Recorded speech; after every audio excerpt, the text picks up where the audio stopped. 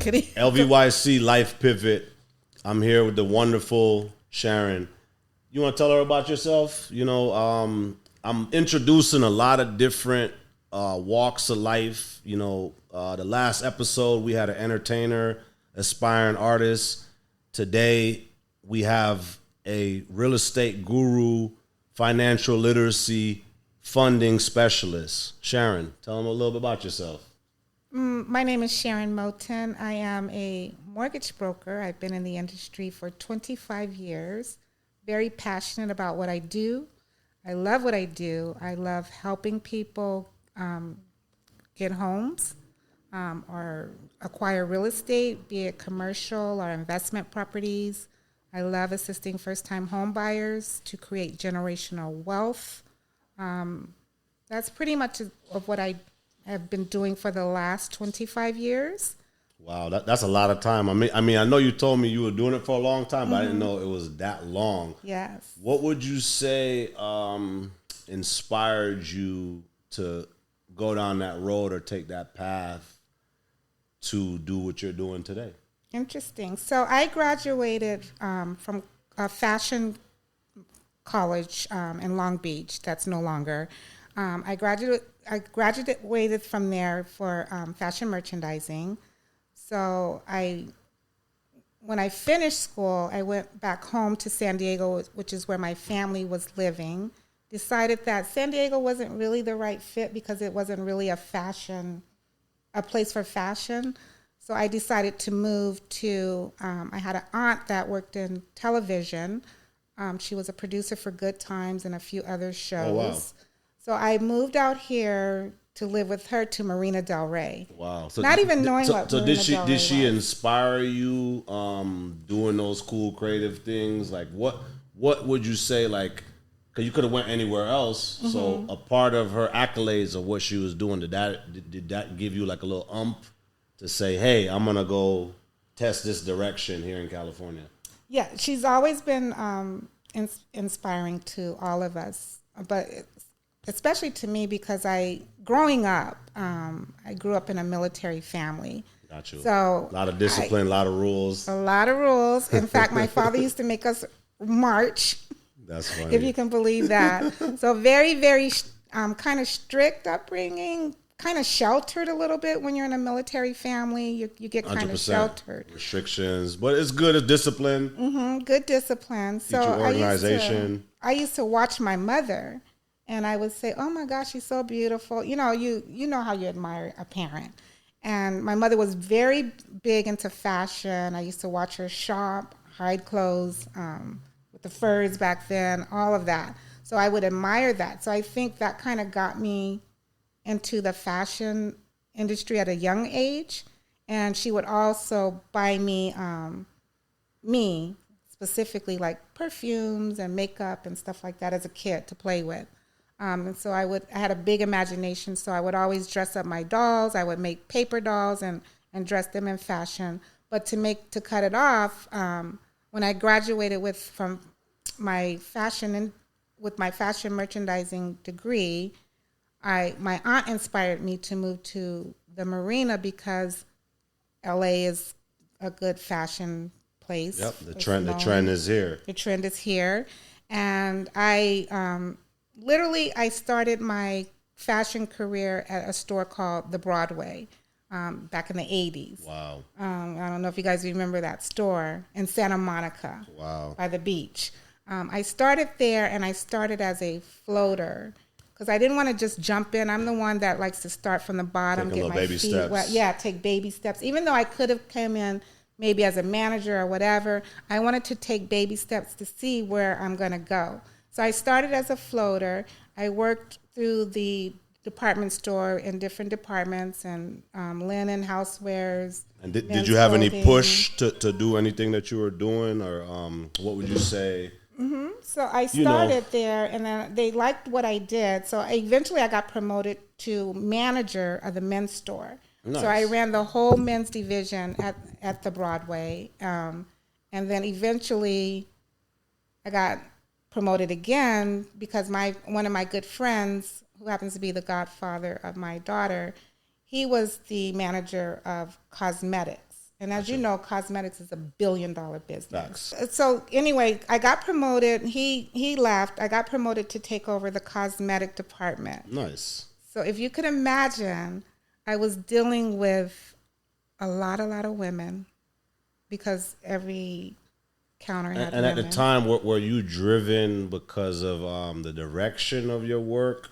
Were you driven to just make money? Like, would you say, were you guys poor, middle class, wealthy growing up? What would you say? Oh, I would say in a military family, you're not poor. We kind of grew up middle class. Gotcha.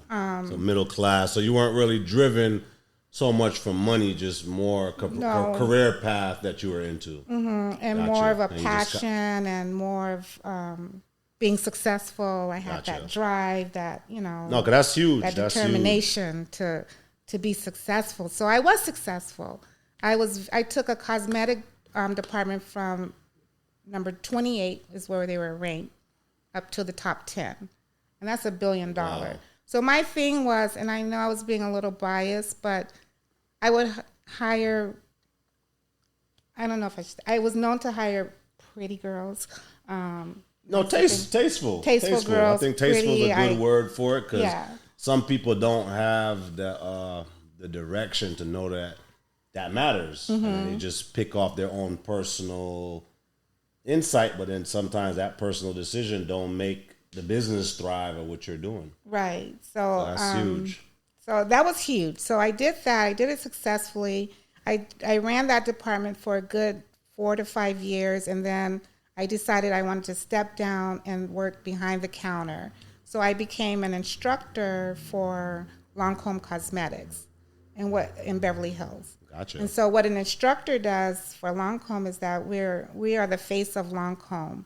So we teach people the importance of skincare, and we teach you how to apply makeup. So basically, an instructor and a makeup artist Very for Lancome National. So we would be, and I have a really good story to go with that.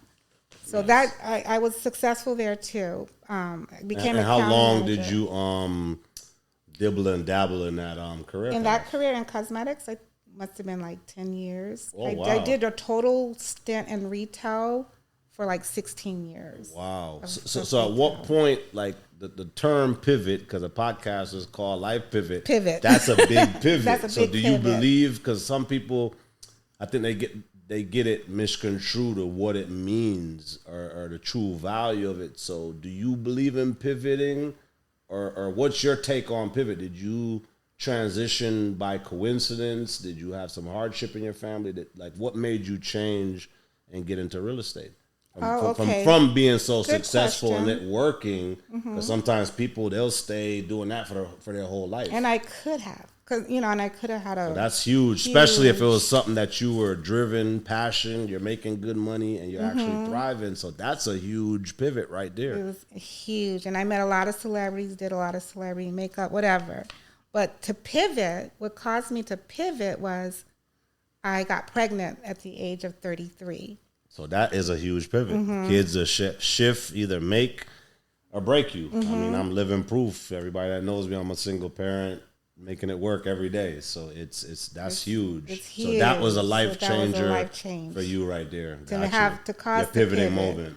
Because my daughter, I worked through cosmetics pregnant, even when she was born little, but I realized that having a child is so demanding, as you know. Yep. Changes your day to day, your long-term perspective. Everything changed. It's like, oh my God, my life is, and then I wanted to spend more time with her. And retail, as you know, it takes away a lot of your time. You're working long hours. 100%. Sometimes you're working to 12 midnight or whatever. So I said, I had a friend, our daughters went to this school called Page in Beverly Hills. It was a private school at the age of 3. So our daughters were close friends. So I met him, and he was in the mortgage industry. So he goes, hey, Sharon, why don't you come try this out? It was a company called AmeriQuest. Why don't you try this out? It's less demanding. All you have to do is call people and do loans, and it's very easy. And at first, did it start off as a full-time, part-time thing? It was full-time calling. So I quit my job. I left my career, and I went to try this this new thing out that I had no idea, you guys, what I was. Wow. I had no idea what I was doing. I didn't know what long-term value. Faith. Yeah, I didn't know what LTV was. I was just going. I was just following my lead person that was my mentor and going. But I still didn't understand the magnitude of the full literacy of the business. Yeah, the full literacy of the business. But something fueled you though. I mean, what would you say? Because I know when I do transitional moves, it's something. It's either something I'm enthusiastic about, something I'm passionate about, something I'm inspired about. That's how I built everything, my lifestyle brand, this podcast, different things I've invested into. So what would you say the one thing that made you pick that path outside of working at the bank or picking something else? You ever thought about it or no? I never really thought about it. It was just a transition of life that made you pivot. Yeah, and you pivoted with probably what was just around you and you had access. Mm-hmm. And then I saw my friend that our kids went to school together. I saw him having some level of success with it. So I said, okay, let me try it. And then I saw the type of money you can make with it. So that was a little bit of a motivation. So that was inspiring. You're like, okay, real estate is millions of dollars behind it. No, that's huge. There's huge. A lot of money that you can potentially make. So I started there. And then I went to, when you're at AmeriQuest, you have to visit banks to get their turndowns or whatever, because it was a subprime company back then. Build your relationships. Mm-hmm. Build your relationships. So I started there, and then I was canvassing a bank called World Savings. You're probably too young to know what World Savings is. But anyway.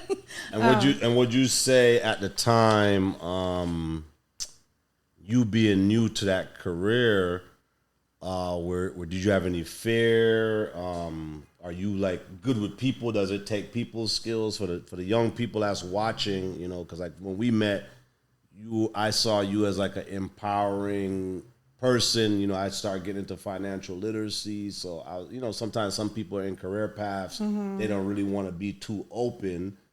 And I think since the day we met, I always liked you. I liked your soul and your presence because you were always open with information and trying to like help, and that was like a big part of why I even asked you to come on the platform, because I feel like a lot of people up and coming lack information. Me growing up, broken home, I should have been a statistic. If I wasn't a clever person, I probably would have been a statistic. And, watching my mom work 2-3 jobs, that fueled me. And I feel like what I'm learning is, money comes and goes. What I'm learning is wealth is information.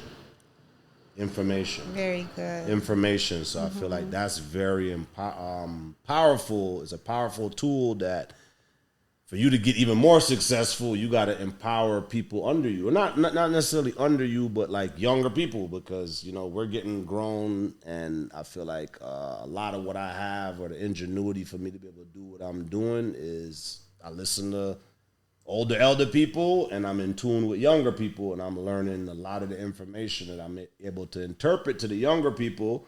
It comes back tenfold for me to have the resources, like we fall asleep at a certain time. Guess what? Those young people are up. Right. And they say you're not making real money until you're making money in your sleep. Right. And that comes from working with other people. So like even businesses, that hire this crazy staff, these people are working around the clock. So for you to thrive, I learned empowerment is very huge. So I love that direction. It's something that I've seen wealthy people doing. I'm like, okay, like where do I start with the information?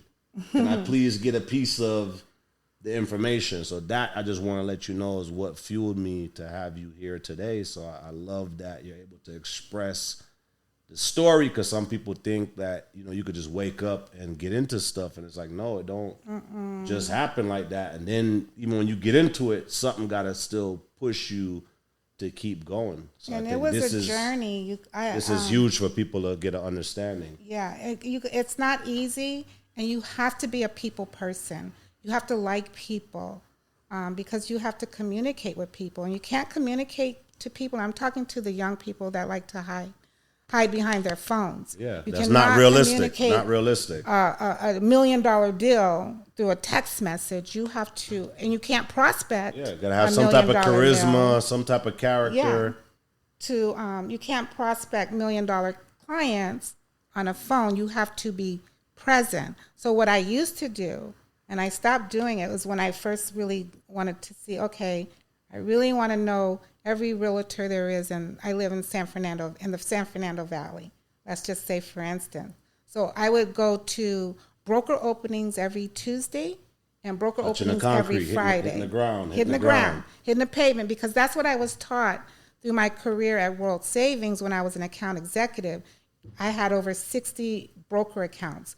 And to do that, you have to drive. Back then, we didn't have access to all the technology or whatever. To reach so you people. Literally had to In a physical form and guerrilla market. Yeah, and I had to do Hands-on. presentations for these offices, big offices, and I had to be present, and I had to be there. I had to do luncheon. So you have to like people. You have to like what you're doing.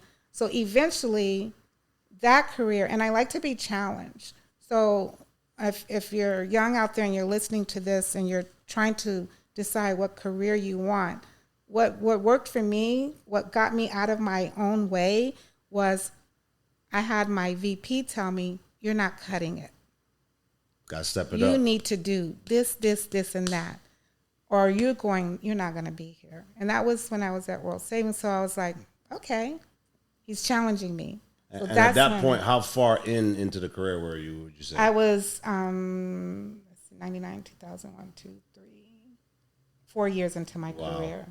And that was and sitting at a even bank. that, now let's say if you didn't have that fire, you probably would have to pivot again. Because what if they would have fired you, laid you off? Then I would have had to pivot. So I did it. And like you said, I was so good at it. I was literally making money in my sleep. So as account executive, we could go in the office, play, whatever, go do our broker things. We're done by 2 or 3. Wow. And our day is done, right? So I have time with my daughter. I have time to do stuff. And then I sleep. And I'm still making money because my broker, my loan officers are making money, right? So I literally, that was a big motivation. Didn't realize how much money I was making until, you're not making it. Yeah, you get in the zone working, and then you count at the end. That's what I tell people. I must have made at least close to, well, I made a lot of money. Let's just say that. Very inspiring. Very inspiring. So here comes, we talked about this earlier. Here comes 2008. So everybody knows what happened in 2008. The market crashed. Yep. So here comes another pivot. Because the market crashed. Thank The God. day-to-day work is not the same. People stressed out. Everybody, so this is the funny thing, is that when when everybody was getting laid off in our industry, in the mortgage industry, our company was sold to a company called Wachovia. I remember Wachovia was who merged with Wells Fargo. Yes. And that was one of the first banks to tank. I remember getting an email because I was with them. That was one of the banks that I used for my first LLC. And I remember them emailing me, hey, we just crossed over. And like you said, that was a tip of the economy going down. And so the people that owned World Savings was a husband and wife. They were attorneys. And they were from Wall Street. So they kind of knew what was going to happen with the market. They kind of had a little inside information, stock tips and all that. Yeah, so they knew. So they got out. But what they did, I was blessed, is that they gave us all a huge severance pay. So I didn't have to work for 2 years. Wow. So I was living off of my severance pay, and still had money even when I went back to work. But it was to the point where I didn't have to work. I could chill. And like you said, all that craziness started because I remember, selling clothes on the side in the nightlife, promoting, branding, studio. And I went from like 60, 70-hour work weeks to barely being able to bill the clients for 10 hours. And I remember working on a Friday. I think I broke up with my fiance, ended up getting a car accident, and my boss at the time, Mr. Johnny, I'll never forget, tapped me on the shoulder after a Friday or like an 8-hour shift, like, hey, your trainee that you train him so good, we could pay him less to do your job. And that was my last 9-to-5 job that I had to pivot from. But luckily, I was a driven person. I already, was tapping into other things. I had just started my LLC, a diesel group company that I shopped a watch to Lil Wayne and Cash Money at the time. His manager at the time was like, Tez, shout out to Tez, was like, man, I don't have anything on paper. Me and my barber / business partner at the time that introduced it to them, we were supposed to walk away with like a 2.5% split. The people that owned the watch outright, they didn't want Wayne to endorse it exclusively because he was just one genre of music. And that's how I kind of like catapulted into everything that I started doing creatively, because my back was against the wall. I got laid off. And I was like, all right, I got to, whatever I was doing part-time had to become full-time for me to survive. Right. So 2008, that year was one of my craziest years, but it was one of my biggest pivotal years to get me here. Everything that I'm doing today, I think I envisioned then, and I had to get in the car and hit the gas to get to where I'm at right now. Yeah. So that was a very crazy time, and a lot of people didn't make it from that time. No. Either you were able to excel forward, or you didn't recover. Some people haven't recovered from that They're time. still trying to recover, and a lot of people. So after I went back to work in 2010, but I went back onto the back end. I did short sales because the market crashed and everybody was short selling their home. Quick turnaround. Or they were either walking away from their home, just like you live in your house. They would just leave it. Wow. And let the bank take it. Wow. Just because it was too much pressure. That was a pivotal time. No one could make their mortgage payment. So when I pivoted to short sales and Wall Street collapsed, there was a lot of people that I had to pray with. There was a lot of people that killed themselves during that time. People were jumping. I remember CEOs were doing some very bizarre stuff. It was a very dark, very, very dark time. So you had to have some type of strength to 100%. Be able to handle it. It weathers you. I feel like that era, I was so exposed. It weathered me for COVID and weathered me for now. So a lot of people are like, oh, you're not freaking out? No. I experienced it. I remember living in a building that's where I knew the economy was in a weird situation. Everybody was like, I saw middle class getting removed in 2008, because I remember living in a high-end building that we couldn't afford, but because we had these high-end resources, we were able to afford it. We were subleasing like a $12,000 a month penthouse for $4,000. That's how weird the economy was. It had these high-level resources that was able to get us in there, but then when we left our penthouse, everybody was stressed out and depressed. How do you do a $12,000? That was before Airbnb. We just had high-end realtors that, at the time, these ball players would buy these places in Miami that they would come to seasonal that they were under. So that ball player at the time, I think he played for the Washington Redskins. I remember the mail would come to the house. He was happy to take the $4,000 instead of nothing. The building was 90% unoccupied at the time, where it was such a topsy-turvy time that it threw off people's assessment in the building, because it wasn't like people were buying these pre-construction, they build a building, and then there's no valet in the building for a high-end luxury building. So people start going under and getting balloon payments because, the association and everything start getting adjusted, because it was set for 100% occupancy. So this building's not occupied. You guys are going to be paying a $2,000-$3,000 association. Some people, the association at the time, why people was going under, it was more expensive than their mortgage, because nobody could afford it. Right. Nobody could afford it, and you're vested into this investment. So I learned from that time, and then when COVID happened and all this stuff, I felt that same thing in my stomach. That's what made me buy real estate then, because I already weathered it and I didn't know what to do. If I had the financial literacy, if somebody could told me, hey, use every single asset, go get 10 loans and stay here. Right. That building at the time was, probably going for about $10,000 a month, $12,000 a month. The last time I talked to the realtor, she said she rented the place for $14,500 a month. So that's like a 10x from the $4,000 we was paying to $14,000 a month. That's crazy. That I probably could have owned it. Probably could have walked away with a couple $100,000 in equity plus by now if I had the literacy to know. So me going through that hands-on experience myself with nobody teaching me, I just start clinging to financial literacy outlets online for me to learn. So that's why when I met you, I was already on that train of like learning, trying to empower myself and build from it, because nobody's going to be like, hey, just wake up and do this. So I had to take the initiative, and I was like, whatever I got, let me invest into real estate. And that was one of the best pivotal decisions I ever made in my life. You know? And I'm grateful for going through that time in 2008 to 2012, because it lasted for about 4 years. And it sharpened me, and I learned a lot. So now, you know, no matter where the world goes, the economy goes up and down, that was one of my biggest pivotal moments. And it taught me, like, sometimes when things aren't going right, it's for a reason. You gotta just, like you said earlier, getting out of your own way to just pivot and let other opportunities come to fruition. Because if I didn't make those moves, if I didn't leave Florida, I would have been there peeling my tires.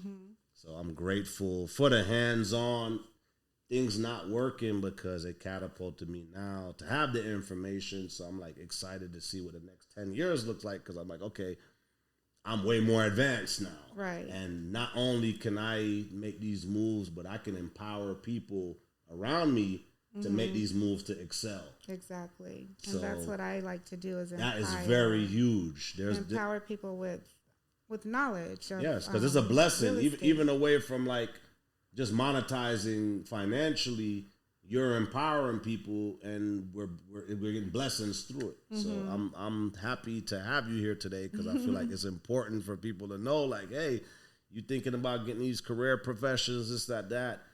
At least we can like elaborate a little bit on what it takes from start to finish, because people don't know, or people see me doing things and they think I just wake up and, oh, okay, this guy just make moves. Yeah, and just make moves. No, there's a whole history of work, setbacks, things not working, for me to be able to be like, all right, you know what? I'm fearless to take the bull by the horns, because when you're coming from nothing, even on my worst day, everything is up. Like today is up. Today you might reach, you know, with this platform, who knows what other clients. Right. And growth and empowering, and somebody might DM you, because I get these DMs all the time online. Hey man, this quote made my day. How are you not stressed out like everybody else?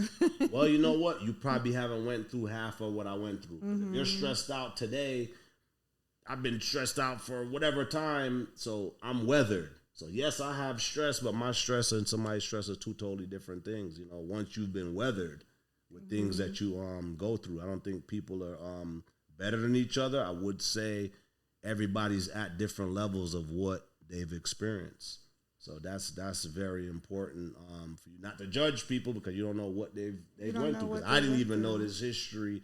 I thought you just probably went to school for real estate and this, that. So this is actually enlightening that you came today, because it actually broadens everything. And for you to have the hands-on, is not just you sitting behind a desk doing what you're doing. It takes people skills, charisma, relationships, all of that. You know, it takes a lot of drive. I mean, if you're going to get into the mortgage business or real estate business, you have to have that drive, and you have to have that, be able to communicate. Yep. And like discipline. So give thanks for that military. That's where that military comes. I think that's where the military comes. If your family was just another type of family, I was just like, all right, Sharon, go outside, whatever, you probably wouldn't be able to stay disciplined to reap the benefits of this path. No. Same thing with me. You know, my mom is a Leo, very disciplined person. So that kept me stern. It kept me frugal with money. You know, I seen the struggle. So I'm like, okay, why the hell would I want to go back to the struggle? So it's always made me make keen investments. So I feel like this is huge, and this is what people need to hear and understand. And this is really why I created this platform, not just for the likes, the views, It's actually to empower and just, drop some gems. I mean, I see people, I know that I'm up sometimes till 3 a.m. getting an understanding for stuff. So I'm excited to have you, and I really appreciate having you here today because you've elaborated on a lot. Mm-hmm. So whenever you get a chance, you want to tell people how to reach you online. I do land loans. So if you want to buy land and you want to build on the land, I do that. I do ground up. I finance ground up construction. I finance commercial. I finance SBA loans. So if you're a small business owner, I can help you out. See, very important. This is why I had you here today, just so you know. And the newest, I'm getting ready to pivot again, you guys. I'm getting ready to pivot. I just been approved to open up my own branch. So I'm getting ready to pivot and open up my, thank you. I'm so excited. So that pivot is mainly for everybody, but my niche is investors because they're the ones that are buying a lot of properties, investing, multi-units. I want to cater to them. So I'm looking to build a strong team of mini-me's. And I say mini-me's. If you're hungry, you got dedication, you got willpower, leadership skills, reach out to us. Hit the subscribe button, follow us, DM us, and Sharon, you want to tell them how to reach you online? Yes, I'm on social media. I'm on Instagram. My name's Sharon Moten. I'm on Facebook. My name's Sharon Moten. I'm on TikTok as Shay Mortgage Broker. And I'm on LinkedIn as Sharon Moten. So those are all, to me, the most important platforms that I need to be on right now. And you can reach me on any one of those platforms. If you're interested in getting anything financial literature on how to do a mortgage, or you want to be a mortgage investor, please feel free to DM me on any one of those platforms. Yep, you got to start somewhere. You have to start somewhere. And it starts with the information. Everybody listening. Very important. Yes, so it starts with information, listening, and taking that information. What you do with that information is on up you. To you. But generational wealth, the power of real estate is very powerful. And I know if you prefer to rent, that's okay. But remember, you're paying one of my investors that I financed. You're making them richer. I look at their paper. I see the numbers. So generational wealth, they say, starts with one risk taker. One risk taker. So I have something to leave to my daughter. I have one daughter. So I'm already starting generational wealth with her. I'm sure you're doing the same thing with your family 100%, as well. 100%. Creating that wealth. So it just starts. I didn't buy my house until 2006. The market crashed in 2008. And mind you, I was a mortgage, in the mortgage business when I bought it, not thinking that I thought, I'm untouchable. I'm untouchable, but I wasn't untouchable. So I bought it in 2006. The market crashed in 2008. I had to do some modification with my lender, which I'm still able to keep my home. I've been here for 17 years now in my house. So it's been a journey for me, but it's also been a blessing for me. So again, you got to give thanks for it all, the highs, the lows. That's what builds us. And there's been some lows, low. They say that's what builds character. Highs, but it's built my character, and I've been around for a long time, and I am who I am. So I would love to get to know anybody out there that's looking to get into financing real estate. No, I appreciate it, and that's why I had you here today, because I feel like this is very pivotal information now with the world being in this weird space. You guys feel free to start somewhere. You are your own hero. So thank you, Sharon, for having you. Thank you for having me. I love the gems that you dropped, and trust me, you guys watching, don't be scared to take risks. She told you she had to pivot multiple times to get where she's at, and start listening more and become doers. You guys want the results that you see people doing. Stop just following people online and wake up and take the risks. That's how I got where I'm at. That's how she got where she's at. And this is why we're creating this platform to empower and grow and continue to drop gems and give information. So stay tuned. another perfect episode of LVYC Life Pivot. Stay tuned. Thank you for having me, Sharon. Thank you. Thank you, guys. Thank you. God bless. God bless. Yep. Another dope episode. LVYC Life Pivot. Thank you, guys. Stay tuned. Hit that subscribe button.